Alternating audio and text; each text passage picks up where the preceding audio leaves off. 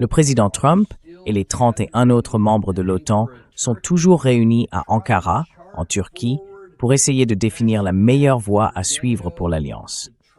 Ils cherchent aussi à comprendre, au fond, ce qui pourrait satisfaire le président Trump. Est-ce qu'il veut toujours s'emparer du Groenland? Est-ce qu'il réclame encore plus d'argent de la part des alliés? Est-ce qu'il sera un jour satisfait? Ou bien va-t-il commencer à rapatrier des troupes? Ce sont là quelques-unes des grandes questions du moment. Mais le contexte, et surtout le thème de fond, c'est qu'on ne peut pas aller bien loin dans une discussion sur l'OTAN sans parler de la guerre entre la Russie et l'Ukraine. C'est une présence constante, une menace potentielle qui plane sur tout ce qui se décide ici.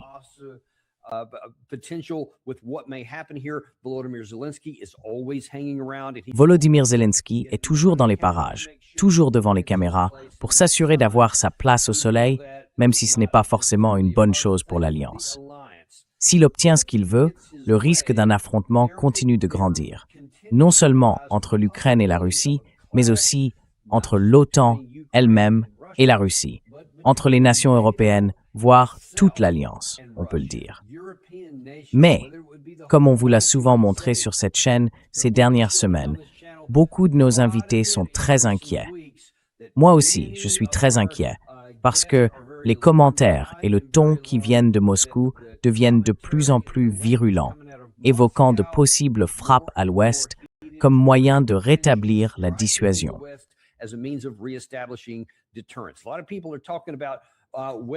Beaucoup de gens se demandent si ça va arriver ou pas, mais très peu parlent de ce qui se passerait si ça arrivait vraiment.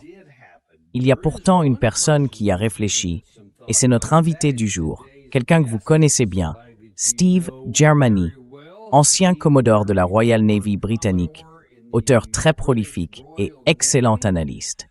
On est vraiment ravis de te retrouver aujourd'hui, Steve. D'ailleurs, tu es aussi un nouvel auteur ici, puisque tu viens de lancer une nouvelle page Substack qui s'appelle More Gallus. Est-ce que tu peux nous en dire un peu plus sur ce que c'est, Steve?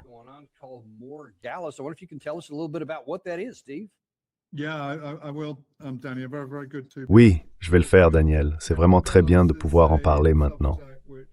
Alors, More Gallus, c'est une publication sur Substack qui essaye d'explorer les idées des gens.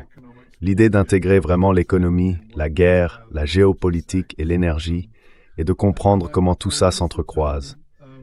J'utilise l'expression « utiliser la politique et le pouvoir de manière plus avisée au XXIe siècle ». Parce qu'en Occident, on n'utilise pas la force avec sagesse, on n'utilise pas le pouvoir. Et l'un des articles dont tu voudras sans doute parler, c'est le plus récent, intitulé « La guerre à venir avec la Russie ». La raison pour laquelle je l'ai écrit, Danny, c'est que j'ai entendu beaucoup de gens parler d'aller en guerre contre la Russie, de se préparer à combattre la Russie, et ainsi de suite en Occident.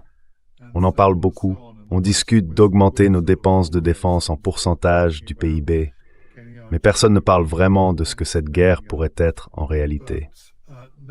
Et je me suis dit que quelqu'un devait le faire. Alors j'ai tenté une première approche. Et si tu veux, je peux te présenter la chronologie et les grands principes de cet article.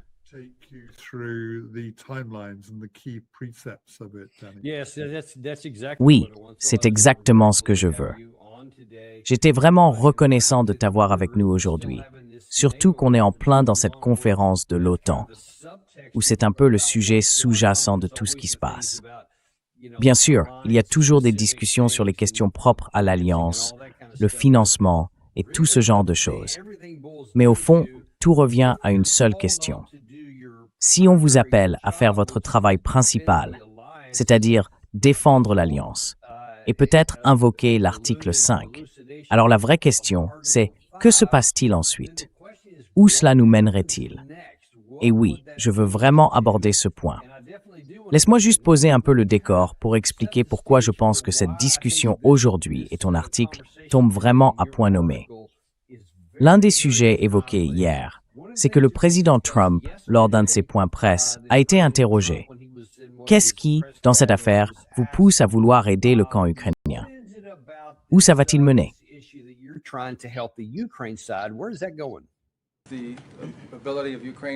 La capacité de l'Ukraine à frapper profondément à l'intérieur du territoire russe, je pense que c'est l'un des éléments qui ont changé dans cette guerre ces derniers mois, montre que les Russes ont de plus en plus de mal à défendre leur propre espace aérien. Et ce que nous espérons, c'est que cela ouvre maintenant la voie à des négociations pour mettre fin à cette guerre. C'est une escalade, oui, mais une escalade qui peut aussi aider à en finir.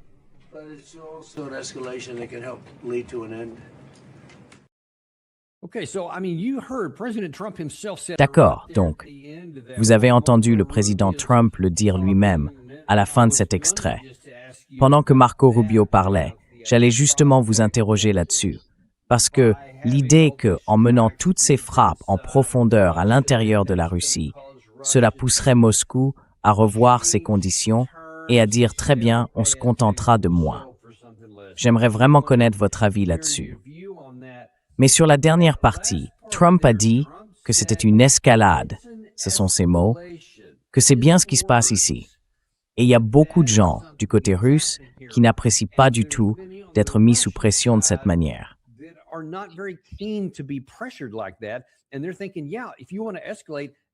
Et eux, ils se disent, très bien, si tu veux monter d'un cran, on peut aussi monter d'un cran, mais sur ta tête. Alors, quelle est ton inquiétude sur la façon dont tout ça est perçu du côté russe? Regardons d'abord les deux premiers points. D'abord, ce que dit Marco Rubio. Est-ce que la pression exercée par les frappes sur Omsk, Belgorod et tous ces endroits du côté russe, certaines même près de Saint-Pétersbourg, de Damas et ainsi de suite, est-ce que tout ça va suffire à mettre assez de pression pour que la Russie finisse par dire « D'accord, on acceptera moins que les conditions de juin 2024 ». Oui?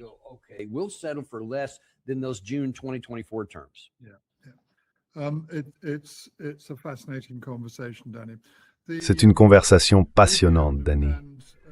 Rubio, et donc par extension Trump, ont tous les deux commis une erreur de jugement fondamentale. Et c'est une erreur dont je parle presque tout de suite dans l'article, Danny. Parce que ce que j'explique dans cet article, c'est que je commence par une citation, je ne vais pas la citer en entier, mais elle vient du plus grand philosophe de la guerre, le général Karl von Clausewitz. Il dit en substance que le jugement essentiel que tout militaire ou tout homme politique doit porter avant d'entrer en guerre, c'est de comprendre la nature de cette guerre. Et ce qu'on a entendu de la part de Rubio montre clairement qu'il n'en comprend pas la nature.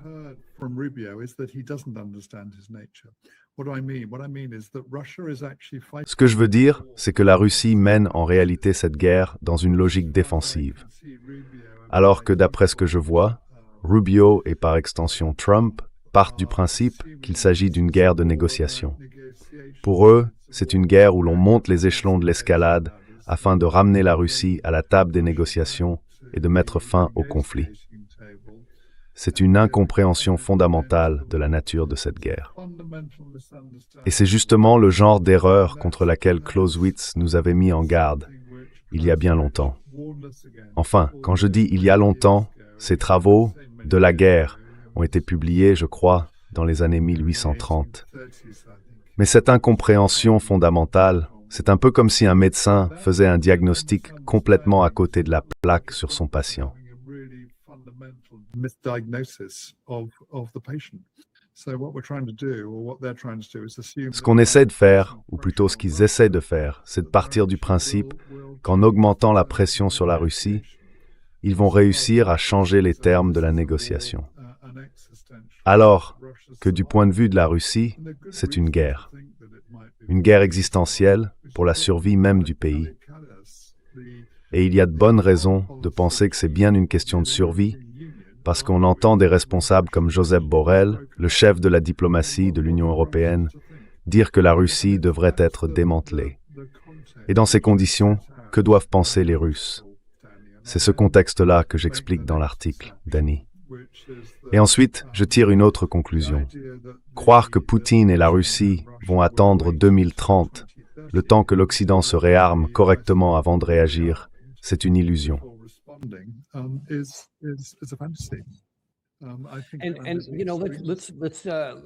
Bon, prenons les choses dans l'ordre. Le président Trump et Rubio pensent que tout ça, c'est juste une campagne de pression, que c'est simplement une question de pression. Si j'en mets assez sur toi, tu finiras par faire ce que je veux, parce que c'est ce que je veux. Mais certains, du côté russe, ont été très clairs pour dire que ça ne fonctionne pas comme ça à Moscou, et que ce ne serait pas non plus le cas si c'était le Royaume-Uni ou les États-Unis qui étaient visés. Nous, on ne réagit jamais de cette façon.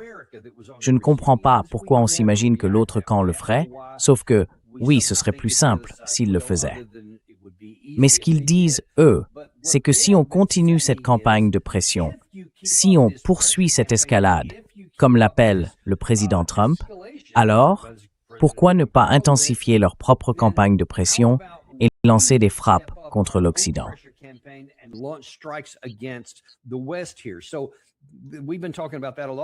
On en a beaucoup parlé sur la chaîne, avec plusieurs invités, et beaucoup de gens s'inquiètent qu'ils finissent par le faire à un moment donné, si on continue à exercer cette pression.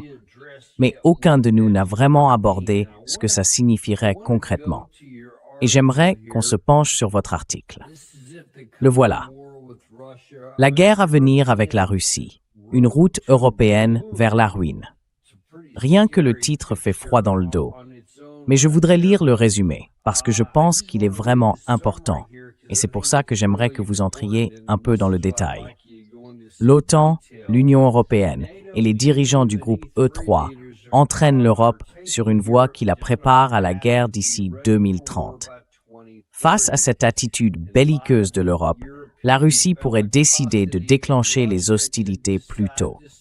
Et dans ce cas, les États-Unis ne seraient pas disposés à combattre la Russie pour défendre l'Europe.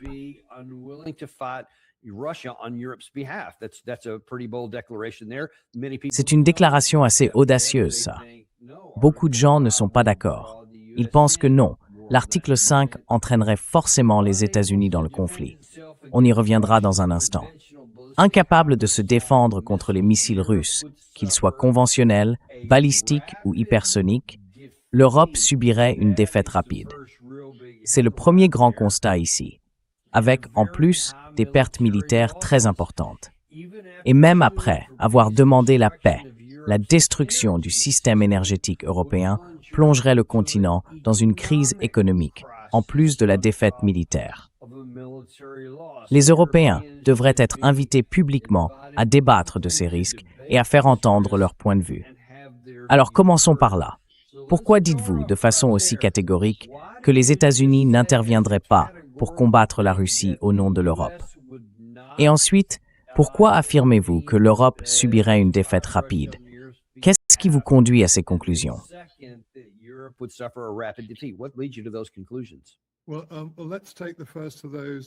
Bon, prenons d'abord le premier point, Daniel, et je serais tout aussi curieux d'avoir ton avis. Le scénario que je décris, et je tiens à préciser que c'est bien un scénario, pas une prévision, c'est simplement une façon de réfléchir aux choses. Il peut y avoir d'autres scénarios tout aussi plausibles, mais pour moi, celui-là l'est. J'imagine que la Russie décide d'agir en septembre de cette année, et qu'elle le fait en détruisant, peut-être après un avertissement.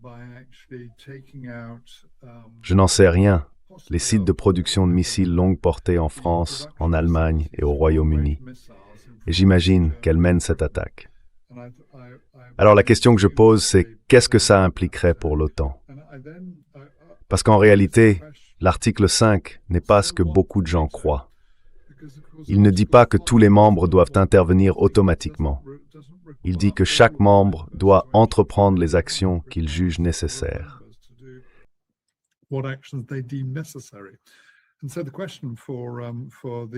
Alors la question, pour les membres de l'OTAN qui sont moins enclins à aller dans ce sens, comme la Hongrie, l'Espagne et d'autres, c'est qu'est-ce qu'on fait maintenant? Est-ce qu'on va répondre à une attaque russe, au risque d'inviter des attaques sur nos propres pays? Je pense que c'est aussi une question ouverte parce que le vrai enjeu, c'est de savoir comment les États-Unis réagiraient. Est-ce que les États-Unis sont prêts à envoyer davantage de troupes en Europe, à se préparer à combattre et à mourir pour un conflit européen? Et à mon avis, Daniel, et j'aimerais bien savoir ce que tu en penses, les États-Unis ne le feront pas. Je pense qu'à ce moment-là, les États-Unis diront « En fait, ce n'est pas vraiment ce qu'on avait prévu ».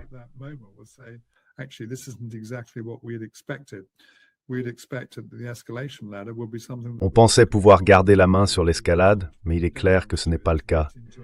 Ce qu'on veut absolument éviter, c'est toute confrontation avec le propriétaire du plus grand arsenal nucléaire au monde. Donc j'imagine que les 3 pays européens se disent quand même « on doit réagir ». Mais quand ils réagissent, ils se font pratiquement anéantir. Parce que la seule manière crédible pour eux de répondre, Daniel, c'est par des opérations aériennes.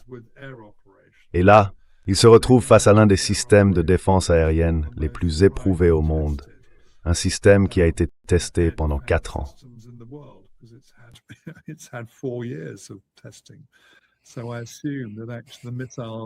J'imagine donc que oui, les missiles ont un certain effet en Russie, mais un effet limité. Et la deuxième chose que je suppose, c'est que les pertes subies par les avions occidentaux sont telles qu'ils décident de ne pas recommencer. Mais pendant qu'ils réfléchissent à ça, j'imagine alors que les Russes décident d'enlever les gants et de faire à la Grande-Bretagne, à la France et à l'Allemagne. Et je pense qu'ils le feraient probablement uniquement à ces 3 pays. Ce qu'ils font déjà à l'Ukraine, frapper de manière ciblée leurs infrastructures. Et le point crucial, Daniel, c'est que nous n'avons aucune défense contre ça.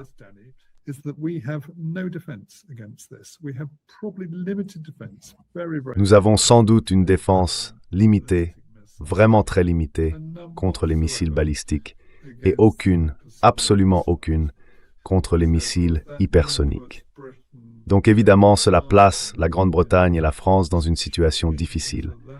Parce qu'à ce moment-là, ils se disent, eh bien, la seule chose qu'on puisse encore faire, c'est utiliser l'arme nucléaire.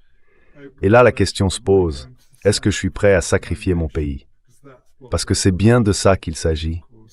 On se retrouverait face à la plus grande puissance nucléaire du monde. Et je pense qu'ils hésiteraient, qu'ils diraient sans doute, vous savez quoi, on ne veut probablement pas aller jusque-là. Et je crois que cela les conduirait sans doute, sous la pression américaine, à chercher la paix.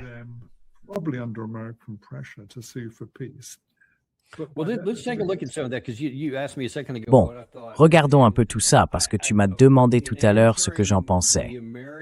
Et en abordant le point de vue américain dans cette affaire, ça va aussi ouvrir la porte à une meilleure compréhension de chacun des 32 membres de l'OTAN et de la façon dont ils vont interpréter tout ça.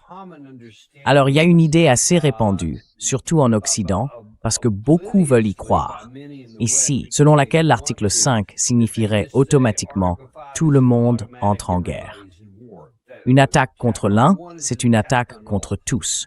Je vais te montrer le texte exact. C'est tiré du traité officiel de l'OTAN. Article 5, ici. Les parties conviennent qu'une attaque armée contre l'une ou plusieurs d'entre elles, en Europe ou en Amérique du Nord, sera considérée comme une attaque dirigée contre toutes.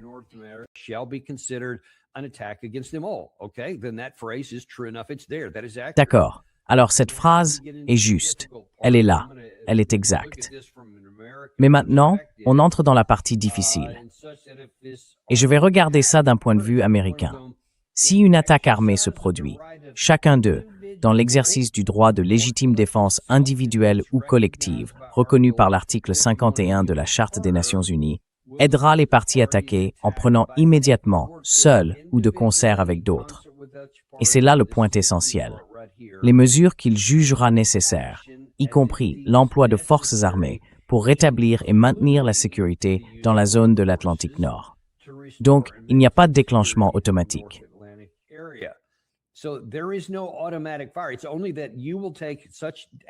Cela veut simplement dire que vous prendrez les mesures que vous jugerez nécessaires, ce qui peut inclure le recours à la force armée, mais sans que ce soit obligatoire. Le texte poursuit. Toute attaque armée de ce type, ainsi que toutes les mesures prises en conséquence, doivent être immédiatement signalées au Conseil de sécurité. Et plus loin, il continue encore. Or, beaucoup de gens ne le savent pas. Il y a un point que je veux souligner. Aux États-Unis, quand le traité de Washington, comme on l'appelait à l'époque, a été débattu, Le débat a été très intense, parce qu'après les expériences toutes récentes de la Seconde Guerre mondiale, nous ne voulions surtout pas nous retrouver dans une situation où l'engagement serait automatique, où nous serions de nouveau entraînés dans une guerre, quoi qu'il arrive.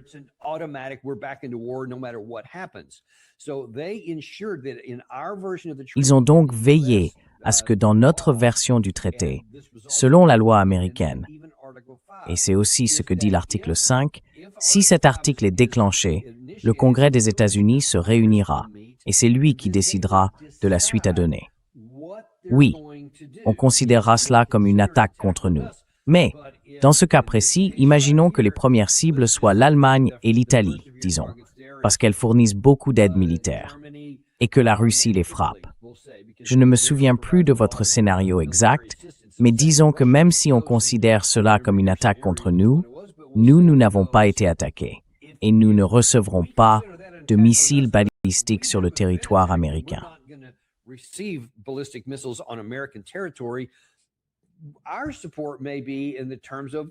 Notre soutien, ça peut vouloir dire, on va vous donner un peu plus de missiles de défense aérienne, un peu plus d'argent.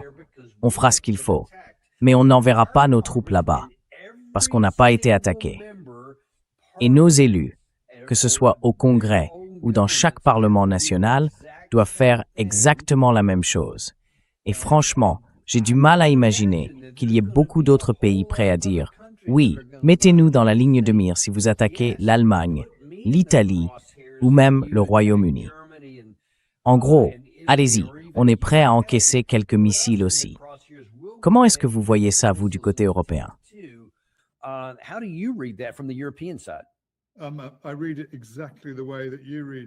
Je l'ai lu exactement comme toi, Daniel. Toi et moi, on a déjà connu ça, à différents moments, parce qu'on a tous les deux été en Afghanistan. Et tu sais, la prise de décision là-bas, et dans certains pays présents en Afghanistan, franchement, il fallait souvent tout renvoyer à la capitale, au pays d'origine. Et certains ont vraiment eu du mal. Je pense notamment aux Canadiens, qui ont pris très cher à Kandahar avant de finir par partir. Et d'autres pays ont aussi beaucoup peiné. Je me souviens que l'Allemagne, par exemple, semblait avoir du mal, à mes yeux. Donc il faut bien comprendre que ce n'est pas seulement une question de retour vers les États-Unis, même si c'est essentiel. Oui, la position américaine est cruciale, mais il faut aussi revenir vers les autres nations. Et d'après ce qu'on a entendu de cette conférence de Ramstein, si on lit un peu entre les lignes, l'idée qu'il y aurait une unité totale sur la manière d'agir face à la Russie, clairement, ce n'est pas vrai.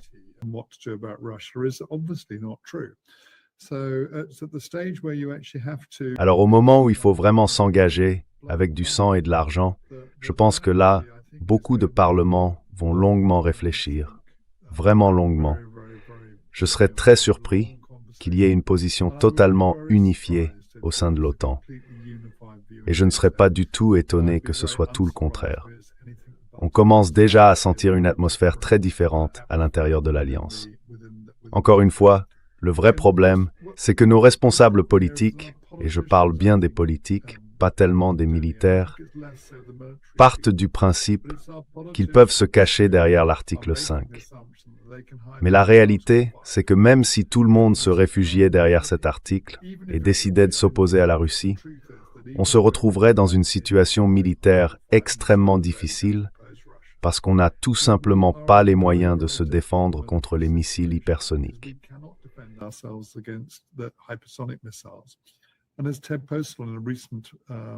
Et comme Ted Postol l'a montré dans le podcast récent que vous avez fait avec lui, il ne fait plus aucun doute que nos moyens et nos capacités face aux missiles balistiques sont très très limités.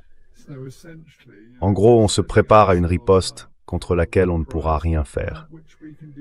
C'est pour ça que pour moi, le point essentiel de l'article, c'est qu'il faut absolument un débat public sur ce sujet. Parce qu'on nous conduit vers un risque de guerre, et aucun de nos dirigeants, somdet overtendes der risque.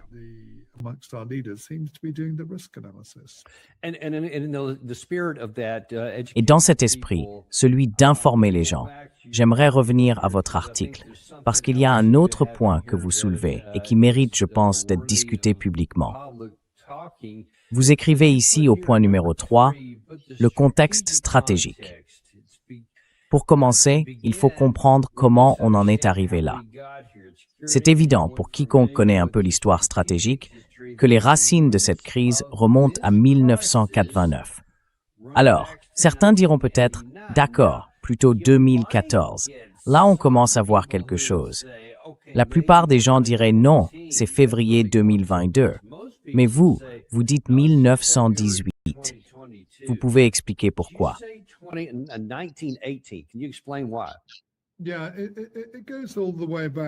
Oui, tout ça remonte aux avertissements de la fin de la guerre froide.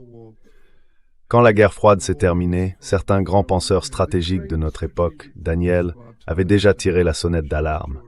Le plus évident, c'est George Kennan. Mais il y a aussi Jack Matlock, Kissinger et puis Bill Burns, en 2006, je crois, avec son télégramme diplomatique intitulé « Nayet means Nayet ». Et bien sûr, il ne faut pas oublier John Mearsheimer, qui, avant 2014, avait déjà prévenu de ce qui allait se passer. Ce qu'il faut comprendre, Daniel, c'est que contrairement à tous ceux qui tenaient le discours dominant à l'époque, eux ont eu raison. Ils ont prévu ce qui allait arriver, et c'est exactement ce qui s'est produit. Alors, s'il vous plaît, pourquoi ne pas les écouter? Parce que franchement, si leur analyse s'est révélée juste cette fois-ci, alors que toute la pensée conventionnelle s'est trompée, Matargerberitza Sand.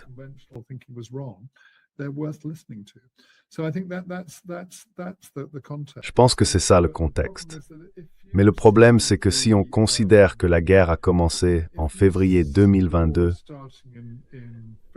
c'est un peu comme si vous alliez chez le médecin et qu'il vous disait « D'accord, je sais ce que vous avez, pas besoin de m'en parler, je sais ce que vous avez, et voici le traitement. » Au lieu de dire « Parlez-moi de vos symptômes, racontez-moi vos blessures ». Il faut revenir en arrière et vraiment comprendre le contexte dans son ensemble. Parce que si on ne fait pas ça, on ignore complètement le général von Clausewitz. Moi, je suis un grand admirateur de Clausewitz. C'est l'un des plus grands penseurs militaires.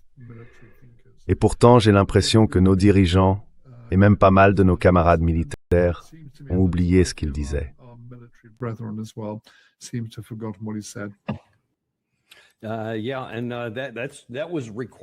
Oui, et c'était une lecture obligatoire quand je montais en grade, à l'époque où j'étais sous-lieutenant. De la guerre, de Karl von Clausewitz, est toujours sur mon étagère aujourd'hui. Mais peu de gens le lisent encore, parce que, c'est considéré comme dépassé. Il ferait peut-être bien de le ressortir et d'en dépoussiérer les pages, parce que certaines des idées qu'il y développe sur le plan conceptuel rejoignent exactement ce dont vous parlez dans votre article. Et passons maintenant à la prochaine étape, la numéro 4, la réaction de la Russie face à l'escalade européenne.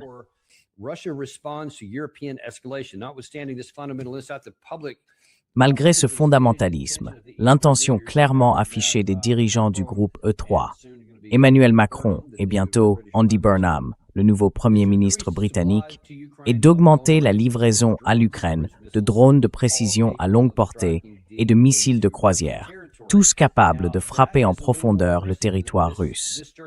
Là, c'est un peu plus concret, et ça devient plus qu'une simple idée théorique, surtout en plein moment de cette conférence de l'OTAN. Hier, Volodymyr Zelensky parlait justement de ce sujet et disait qu'il en voulait davantage.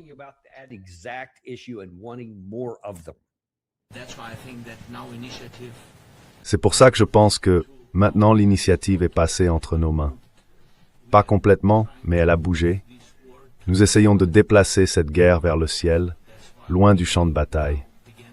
C'est pour ça que nous commençons à reprendre le contrôle du terrain. C'est très important. C'est difficile quand on a moins de monde de les repousser, mais nous avons trouvé une autre façon de le faire, couper la logistique de leur armée. Il s'agit des armes, de l'essence, du diesel, et tout ça sans perte humaine directe. C'est ça d'ailleurs la différence entre nous et la Russie.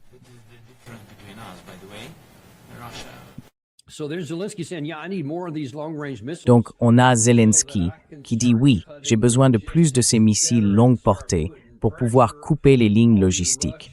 et ainsi commencer à mettre la pression sur les Russes pour gagner. Mais ensuite, on revient à votre article, où il est écrit que si les dirigeants du groupe E3 choisissent de ne pas prendre cet avertissement au sérieux, parce que les Russes, Moscou, ont fait un avertissement public. Et là, ce n'est pas de la fiction, c'est la réalité. L'avertissement de Moscou est clair. Si ça continue, frapper directement des sites de production européens ne sera pas exclu. Et dans votre scénario, les dirigeants du E3 décident de ne pas prendre cet avertissement au sérieux. Expliquez-nous ce qui se passe ensuite dans votre scénario.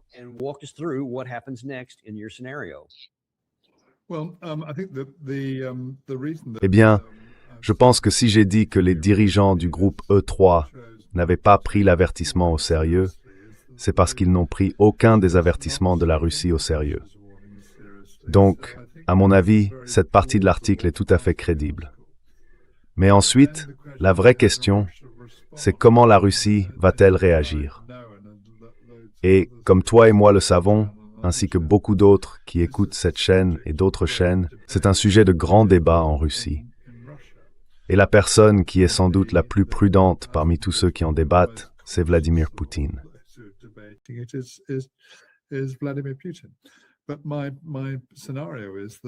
Mais dans mon scénario, les Russes choisissent une approche mesurée. Ils ont déjà fait savoir très clairement qu'ils connaissent l'emplacement de ces sites de construction.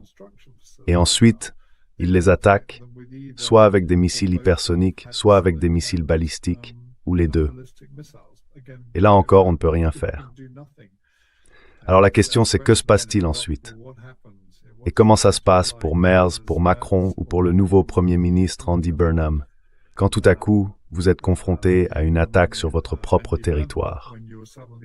Et puis, si j'ai raison de penser qu'il n'y a pas de consensus solide au sein de l'OTAN, je ne dis pas que certains ne soutiendront pas, je pense que les Scandinaves et les Baltes seront favorables, mais d'autres le seront beaucoup, beaucoup moins. Et bien sûr, il reste la grande question des États-Unis.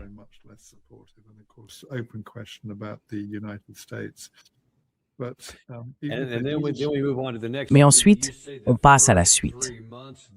Parce que vous dites que pendant les 3 premiers mois de la guerre, après avoir parlé des Néerlandais, des Scandinaves et des Baltes, le seul endroit où une offensive est possible, c'est dans les airs. Mais aujourd'hui, les forces européennes découvrent ce que les pilotes ukrainiens savent depuis des années. Une petite partie seulement des missiles de croisière européens atteignent leur cible. La majorité sont détruits par les réseaux russes de défense S-400 et S-500, très bien rodés et superposés. Alors, pourquoi? Parce qu'on nous a toujours dit, surtout à propos des Tomahawk, « Ah non, ces engins-là sont fantastiques, incroyables, ils passeront sans problème. » Pourquoi dites-vous que ce n'est pas le cas?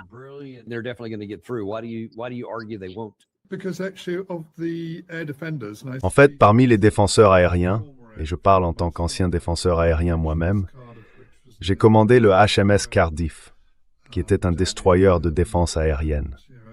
Daniel, à certains moments, j'étais ce qu'on appelait le commandant de la guerre anti-aérienne, parce que c'était le seul destroyer de défense aérienne au sein de la force permanente de l'OTAN en Méditerranée. On nous appelait les AAWC, comme on disait à l'époque. Mais parmi les systèmes dont on parle, comme le Tomahawk par exemple, c'est l'une des cibles les plus faciles à abattre. Ce n'est pas simple, mais c'est plus facile qu'un missile balistique. Et personne ne peut intercepter un missile hypersonique.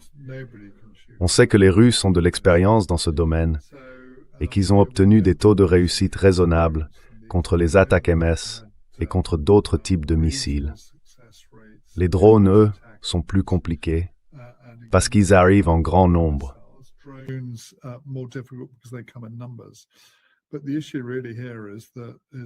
Mais le vrai problème ici, c'est qu'en réalité, ce sont eux les plus expérimentés au monde dans ce domaine.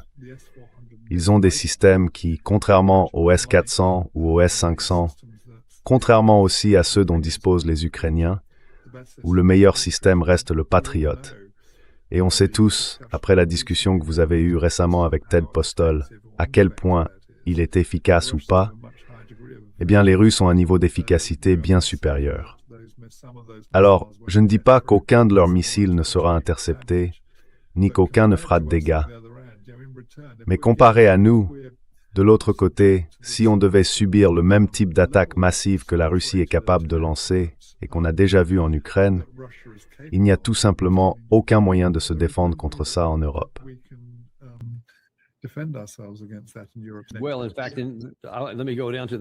Bon, en fait, laissez-moi passer à la section suivante, parce que vous avez dit qu'en réponse aux attaques européennes contre la Russie, dont certaines passent, mais la plupart sont abattues, la Russie enlève les gants, décidée une bonne fois pour toutes à éliminer la menace venant de l'Europe, de son peuple et de son territoire. La Russie frappe des bases aériennes, des centres d'entraînement, des chantiers navals, des plateformes logistiques et des gares de triage, infligeant des milliers de pertes militaires aux forces européennes avant même qu'elles puissent se déployer. C'est une vision vraiment très sombre des choses, et je pense qu'il y a très peu de gens en Occident qui en ont seulement une idée.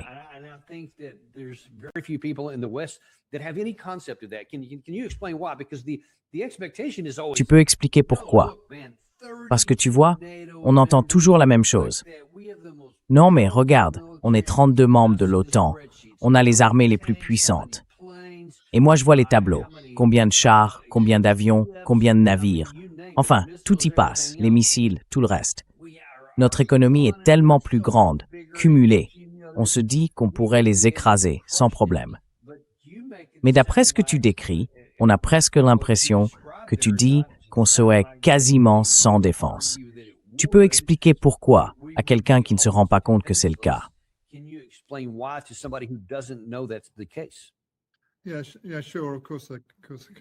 Oui, bien sûr, évidemment que je peux, Danny.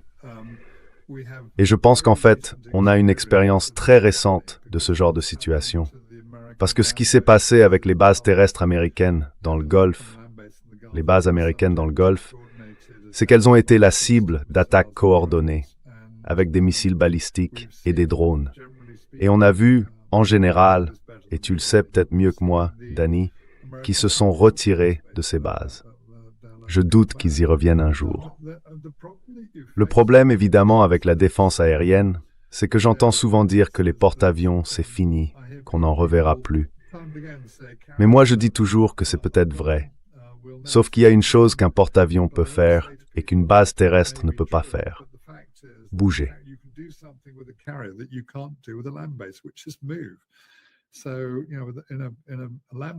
Alors, vous savez, pour une base terrestre, tout ce qu'il faut, c'est savoir où elle se trouve, savoir où sont les forces, et ensuite lancer les armes dessus.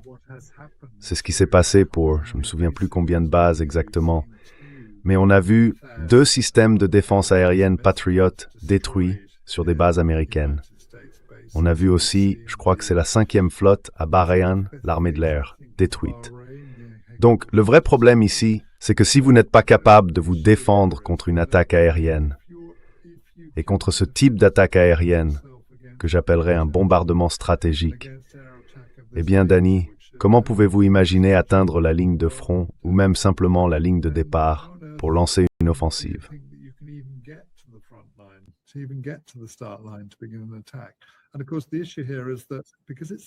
Et bien sûr, le problème ici, c'est que, comme il s'agit d'une guerre défensive, dans mon scénario, je ne m'attendrai pas à ce que les Russes attaquent au-delà de la ligne de départ. Parce que, de leur point de vue, ils mènent une guerre défensive. Et je m'imagine qu'ils construiraient quelque chose comme la ligne Surovikin, cette ligne qu'ils avaient mise en place dans le Donbass après leur retrait stratégique. Ils feraient la même chose le long de toute la frontière de l'OTAN. Elle irait donc de la Finlande en passant par les pays baltes, puis la Pologne, et descendrait tout le long vers le sud.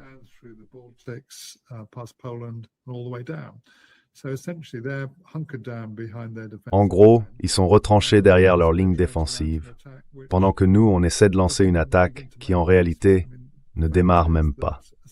Le fait est que certaines de ces cibles, notamment les cibles militaro-industrielles, sont très vulnérables.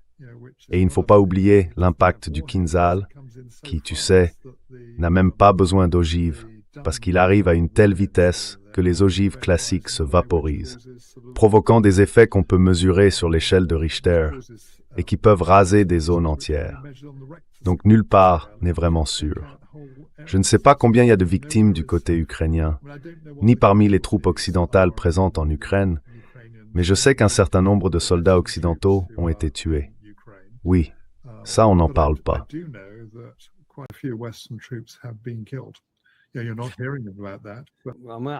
Bon, je vais passer à la partie suivante dans un instant, mais je veux d'abord faire le lien avec quelque chose de très concret, de bien réel. Et je pense que c'est clairement quelque chose que les Russes observent de près. Ils en parlent, ils regardent ce qui se passe au Moyen-Orient, ils regardent ce que fait le camp iranien et comment il a en quelque sorte réussi à neutraliser la superpuissance américaine. Peu importe la puissance que nous avons sur le papier, bien supérieure à celle de l'Iran, nous avons été neutralisés parce que l'Iran a montré qu'il avait la capacité de frapper à longue distance, avec précision, et qu'il pouvait mettre toute l'infrastructure pétrolière de nos alliés dans la région sous une menace très sérieuse.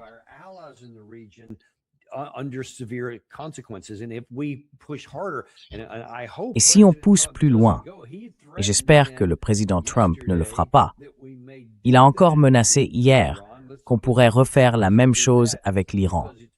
Espérons qu'il ne le fasse pas, parce qu'il est assez clair que l'Iran riposterait et que cela provoquerait des ravages dans l'économie mondiale si le pétrole était coupé. Rien que ça, c'est déjà très problématique. Mais comme vous le soulignez dans votre article, les problèmes économiques que cela pourrait provoquer en Europe seraient encore plus graves à cause de tactiques similaires. Vous dites que ce point est brutalement illustré par les frappes russes simultanées, qui démantèlent systématiquement l'infrastructure énergétique européenne. Les terminaux gaziers, les centrales électriques, les interconnexions du réseau, les sites de stockage. Évidemment, l'Ukraine a subi beaucoup de ces attaques, et même la Rift-2 fait aussi.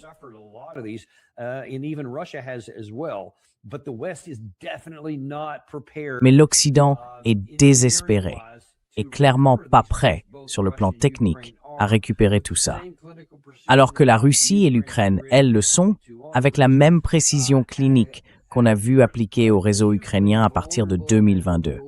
L'Europe, premier importateur régional d'hydrocarbures au monde, avec 12,8 millions de barils par jour, est déjà sous une pression énorme. C'est la conséquence de sanctions autodestructrices sur le pétrole et le gaz russe, aggravées récemment par le choc énergétique du détroit d'Ormuz. Il y a une chose sur laquelle j'aimerais vous entendre, parce que c'est pas très connu. Et c'est à la fois une question et une observation de ma part. D'après ce que je comprends, il y a relativement peu d'installations pétrolières et de terminaux pétroliers dans toute l'Europe. Et il n'en faudrait pas beaucoup à mettre hors service pour paralyser tout le système énergétique et l'économie du continent. Est-ce que c'est exact?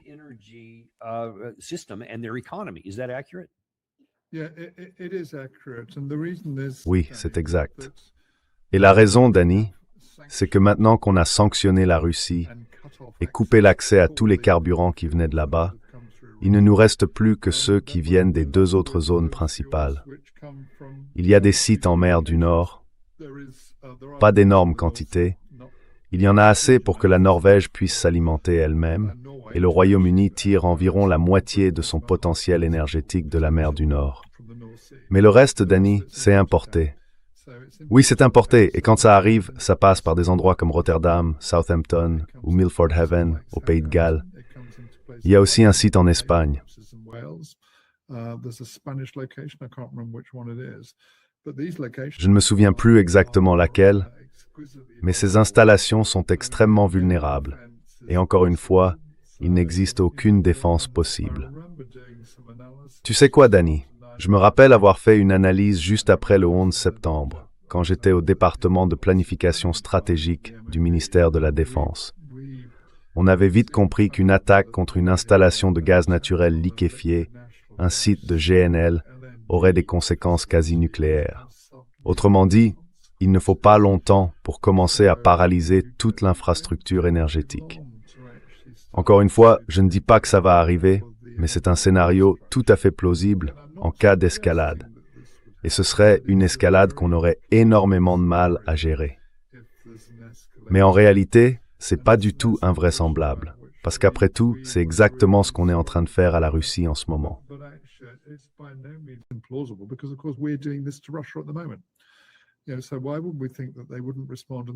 Alors, pourquoi penser qu'ils ne réagiraient pas de la même façon que nous? Surtout si, comme je le suppose, les États-Unis restent en retrait, parce qu'ils commencent à réfléchir de manière plus égoïste à la question de savoir s'ils veulent vraiment affronter la Russie. De toute façon, ça aurait été difficile dans une situation normale. Mais la situation actuelle, c'est qu'on s'est déjà coupé de 40% de notre diesel qui venait de Russie, ainsi que des engrais. Et puis on a imposé des sanctions sur le pétrole russe, ce qui évidemment a fait grimper le prix du pétrole dans le monde entier. Et enfin, et ce n'est pas le moindre des problèmes, il y a eu ce qui s'est passé dans le détroit d'Ormuz. Ça a encore retiré du marché entre 13 et 15 millions de barils de pétrole par jour, ce qui met une pression énorme sur l'Europe.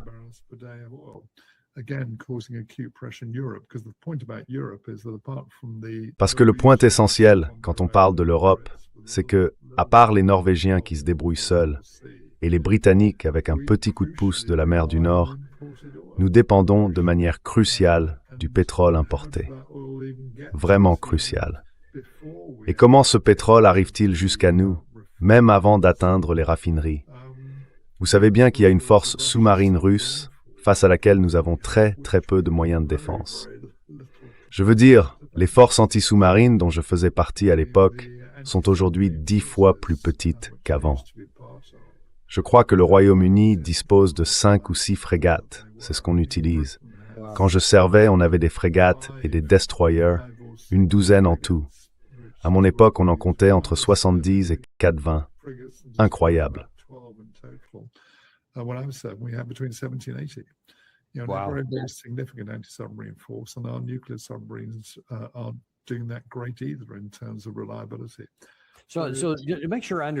Alors, je veux être sûr de bien comprendre, et je ne veux pas déformer ce que vous dites ni ce que vous avez écrit. Vous ne dites pas forcément que la Russie va faire ces choses-là. Elle en a menacé certaines, oui, mais ce que vous dites, c'est que si elle suit la voie que vous décrivez, ce sont les conséquences probables que vous évoquez. C'est bien ça? Oui.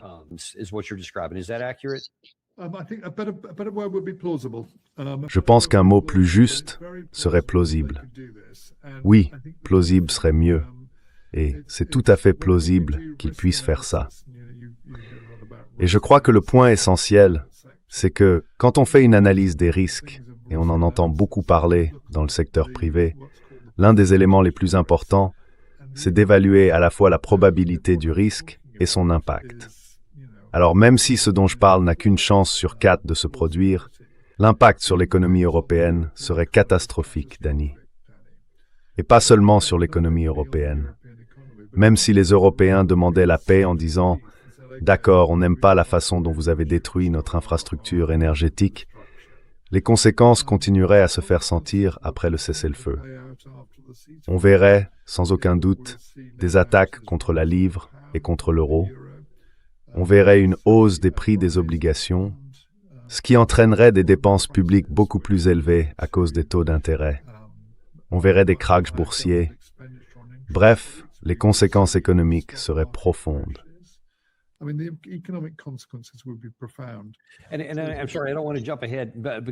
Je suis désolé, je ne veux pas aller trop vite, parce que avant d'en arriver à cette partie, celle dont vous parlez dans la section numéro 6, vous écrivez aussi que si la Russie commence à frapper toutes ces cibles que vous venez de mentionner, le pétrole, la production d'énergie et tout le reste, alors les lumières commencent à s'éteindre.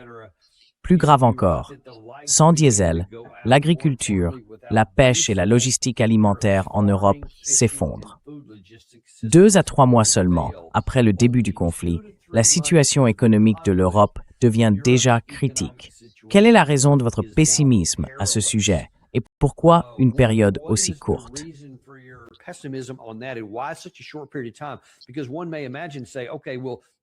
On peut se dire, d'accord, la Russie frappe ce genre de cibles en Ukraine depuis longtemps et elle a trouvé le moyen de les contourner. D'un côté, on peut dire, et c'est plutôt une question, que oui, l'Ukraine a tenu bon, elle a résisté et elle reste solvable. Mais on peut aussi dire qu'elle reste solvable grâce aux 50 pays en Europe et ailleurs qui continuent de la soutenir. Et l'Europe, elle, n'a pas 50 pays pour l'aider. Donc, d'une certaine manière, elle pourrait être plus vulnérable que l'Ukraine seule. Vous voyez les choses comment?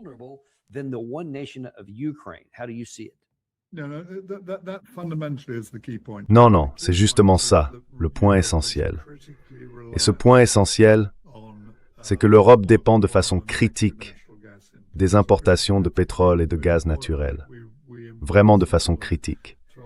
Pour le pétrole, je crois qu'on importe quelque chose comme 12,5 millions de barils par jour, Danny. Et comme je le dis, l'immense majorité de tout ça est importé.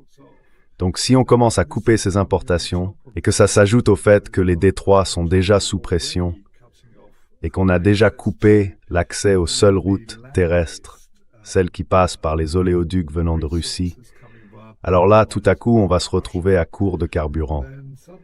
L'électricité, elle, pourrait continuer à fonctionner, mais même pour ça, il faut des gens pour assurer la maintenance, pour s'occuper des éléments électriques essentiels.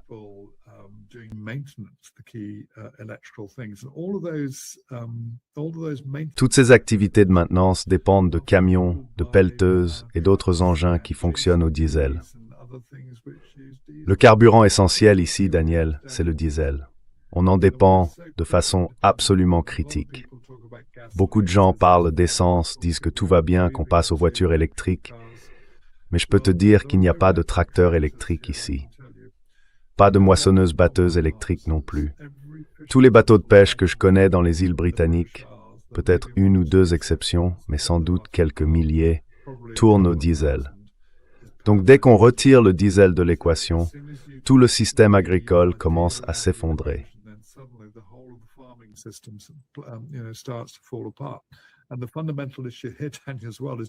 Et le vrai problème ici, Tania, c'est qu'on ne peut pas simplement dire « ne t'inquiète pas, on l'importera ». Parce que, et si on ne peut pas faire venir ces importations? Et si on ne peut pas importer la nourriture? Je me souviens pendant la grève des agriculteurs, il y a environ 15 ans, dans ce pays, que le niveau moyen des stocks de carburant raffiné était d'environ 9 jours. Donc je ne parle pas de pétrole brut ni de gaz, mais bien de carburant raffiné. Et ça montre à quel point on est vulnérable. Et n'oublions pas non plus que pendant la crise du détroit d'Ormuz, qu'est-ce qu'on a fait? On a puisé dans nos réserves stratégiques de pétrole et on a réduit nos stocks de pétrole et de gaz.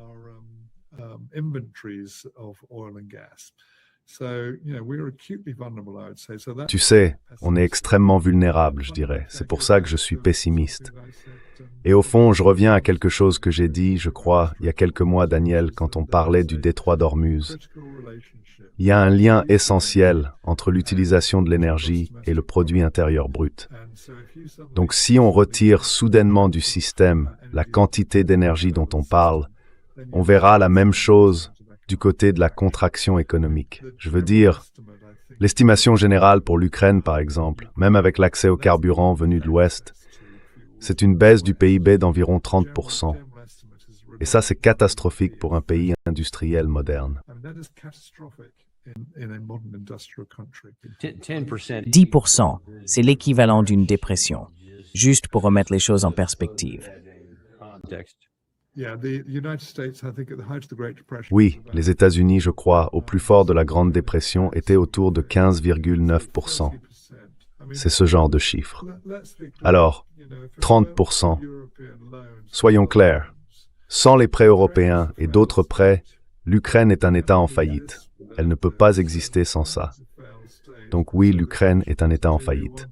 Et la question, c'est est-ce qu'on veut un super État en faillite, c'est-à-dire l'Europe? Encore une fois, je veux bien insister là-dessus. Je ne dis pas que c'est une prévision, mais je pense que c'est tout à fait plausible. Et même si ce n'est que vaguement plausible, on devrait au moins en parler publiquement. Nos responsables politiques devraient au moins faire cette analyse des risques pour nous et nous dire comment eux perçoivent ces risques. Parce que franchement, je ne vois aucun signe, ni d'un côté ni de l'autre de l'Atlantique, que nos dirigeants aient même réfléchi à ces risques, encore moins qu'ils aient pris la peine de les analyser.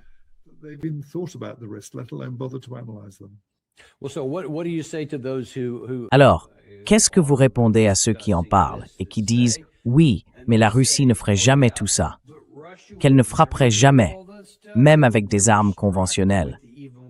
Toutes ces cibles dont vous avez parlé, parce que la France et le Royaume-Uni ont eux aussi leurs propres armes nucléaires et qu'ils s'en serviraient s'ils étaient attaqués par la Russie. Qu'est-ce que vous leur répondez?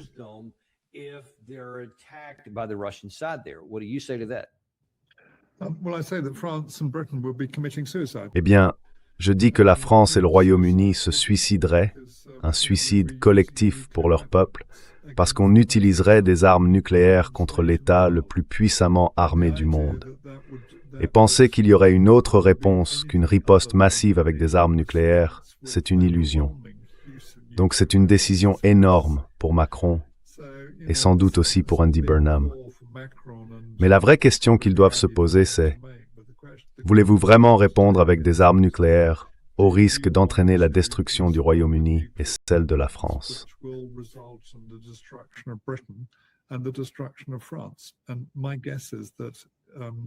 Et à mon avis, à moins qu'ils soient complètement à côté de la plaque, ils vont sans doute refuser de se livrer à un suicide national. Encore une fois, vu la façon dont cette escalade pourrait se produire, on comprend pourquoi je pense que c'est un sujet dont on devrait parler. Je veux dire, je sais que ça t'inquiète, moi aussi ça m'inquiète. Mais ce qui m'inquiète vraiment, c'est qu'il y a très peu de débats publics là-dessus. Et la raison, c'est que les grands médias évitent complètement le sujet et qu'aucun de nos responsables politiques ou militaires ne semble même envisager les risques.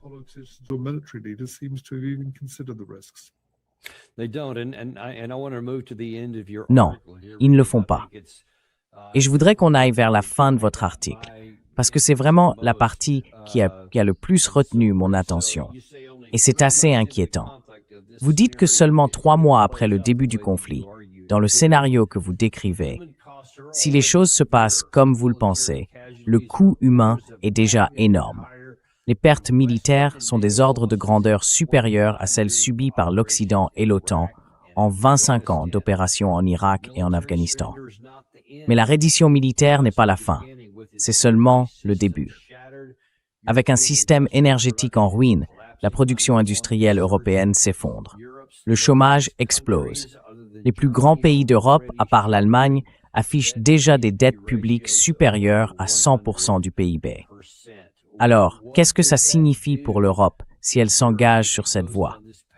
Autrement dit, si on entre dans un conflit avec la Russie, mais qu'il reste limité à l'espace aérien, sans armée rouge qui traverse le continent, juste une guerre dans les airs, quel serait l'impact pour l'Europe? Et combien de temps faudrait-il pour réparer ces dégâts?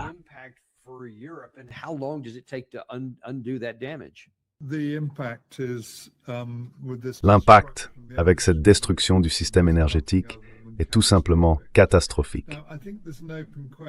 Maintenant, je pense qu'il y a une vraie question ouverte sur la manière dont les Russes pourraient s'y prendre. Dans la situation de la Russie, moi je serais sélectif et je me concentrerais probablement sur ce que je considère comme les 3 nations les plus belliqueuses, c'est-à-dire le groupe E3, le Royaume-Uni, la France et l'Allemagne. Je n'en sais rien, c'est juste une supposition, Danny. J'essaye simplement de me mettre à la place de Poutine et de l'état-major. Mais si on retire 30, 40 ou 50% du PIB, alors soudainement, tous les services, une économie moderne ne peut pas fonctionner sans un approvisionnement énergétique suffisant. Je parle en tant que quelqu'un qui travaille dans le secteur de l'énergie depuis 15 ans, et je dois dire que c'est un domaine très mal compris. Dans la marine, on disait souvent que les gens étaient aveugles à la mer, et on le répétait tout le temps.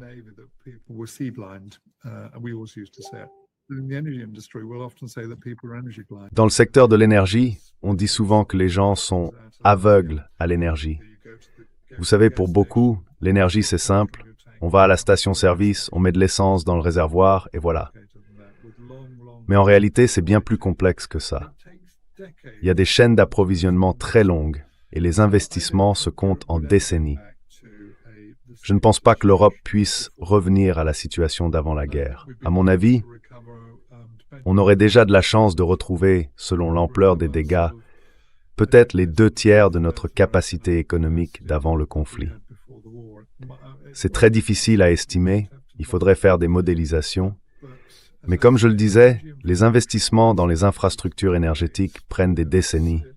Par exemple, on parle d'une centrale électrique en construction dans le Somerset.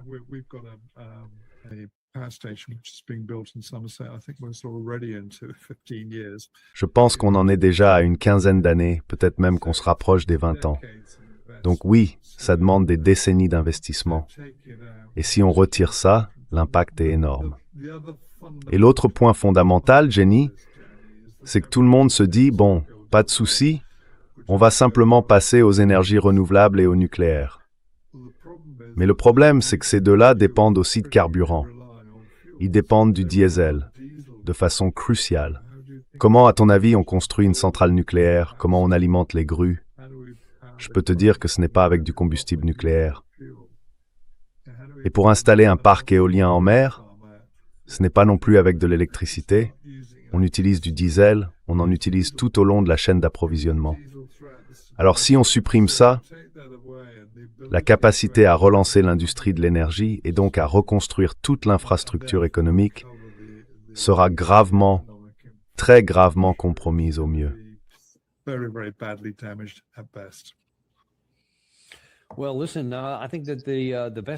Écoutez, je pense que le mieux qu'on puisse faire, c'est justement d'éviter que votre scénario ne se réalise. N'allons même pas dans cette direction. C'est d'ailleurs une des raisons pour lesquelles on a voulu faire cette émission aujourd'hui, pour mettre en avant votre article. On veut vraiment que ce sujet entre dans le débat public, que les gens en discutent, qu'ils se fassent leur opinion. Mais au fond, ce que j'aimerais vraiment faire passer, c'est que si jamais tout ça se produit parce qu'on pousse trop fort contre la Russie et que la Russie franchit le Rubicon et attaque l'Europe de l'Ouest, les conséquences pourraient être terribles, voire catastrophiques. Et tout cela peut être évité si on reprend nos esprits et qu'on pratique une diplomatie normale, avec un vrai donnant-donnant. On a, dans certains cas, des leviers sur la Russie. Mais il faudra aussi accepter de céder certaines choses pour en obtenir d'autres. Si on fait ça, on n'a pas besoin d'emprunter cette voie et on pourra continuer à vivre longtemps après la fin de cette guerre. Enfin, c'est comme ça que je vois les choses. Et vous, qu'en pensez-vous?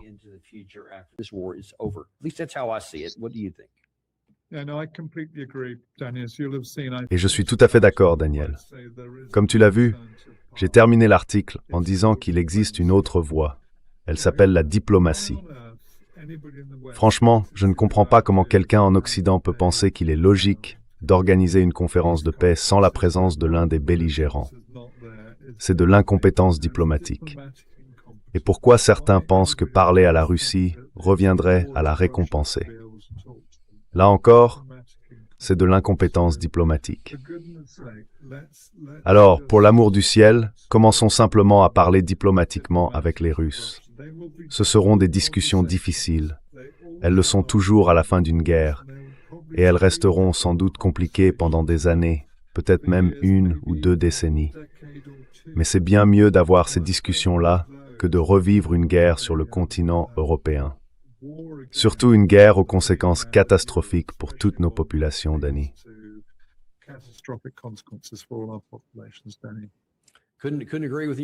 Je ne pourrais pas être plus d'accord avec vous, et vous l'avez très bien dit.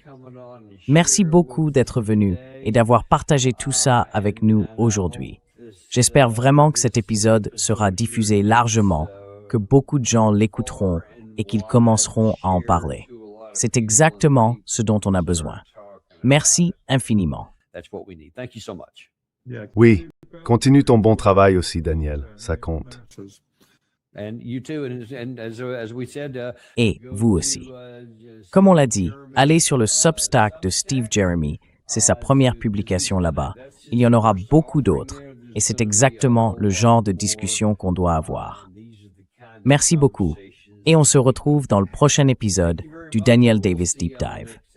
Vous savez, je ne cherche pas à vous convaincre d'acheter de l'or, ni à vous dire comment gérer votre portefeuille boursier, mais il y a une façon de nous aider.